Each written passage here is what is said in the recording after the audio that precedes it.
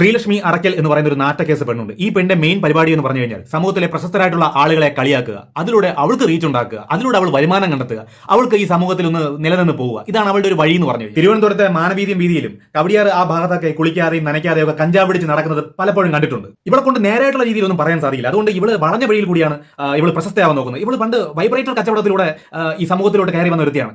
ഈ സാക്ഷരത കേരളം അല്ലെങ്കിൽ പ്രബുദ്ധ ജനത എന്ന് പറയുന്നത് ഇത്തരത്തിലുള്ള വൃത്തികെട്ടവളുമാരുടെ കൂടെ പോകുന്ന ആൾക്കാരാണല്ലോ ഇപ്പോൾ. കഴിഞ്ഞ ദിവസം പോയ ദീപകിനെ വരെ ആക്ഷേപിച്ചുകൊണ്ട് ഇവള് പോസ്റ്റുകൾ ഇട്ടിട്ടുണ്ട്. 2-3 പീഡന കേസ് നിലവിലുള്ള കഞ്ചാവ് കേസിൽ പ്രതിയായ കഞ്ചാവ് തൂക്കി വെക്കാൻ ത്രാസ് വീട്ടിൽ സൂക്ഷിച്ചിരുന്ന ബേടനൊപ്പം അല്ലെങ്കിൽ ഐക്യദാർഢ്യം പ്രഖ്യാപിക്കുന്ന അല്ലെങ്കിൽ ഇത്തരക്കാർക്ക് ഐക്യദാർഢ്യം പ്രഖ്യാപിക്കുന്ന ഇത്തരത്തിലുള്ള അഴുക്ക് മാലിന്യങ്ങളെ പ്രോത്സാഹിപ്പിക്കുന്ന മലയാളിക്ക് എന്ത് സാക്ഷരതയാണ്, എന്ത് പ്രബുദ്ധതയാണുള്ളത്? സമൂഹത്തിലെ യുവതലമുറയെ വഴിതെറ്റിക്കുന്ന ഇത്തരത്തിലുള്ള അഴുക്ക് മാലിന്യങ്ങളെ സമൂഹത്തിൽ തുണിമുക്കി കാണിച്ചും ചീത്ത വിളിച്ചും പ്രശസ്തി ആർജിക്കാൻ നോക്കുന്ന അല്ലെങ്കിൽ നെഗറ്റീവുകളിലൂടെ മാത്രം പ്രശസ്തി ആർജിക്കാൻ നോക്കുന്ന ഇത്തരത്തിലുള്ള അഴുക്ക് മാലിന്യങ്ങളെ എടുത്ത് കളയേണ്ട സമയമായി.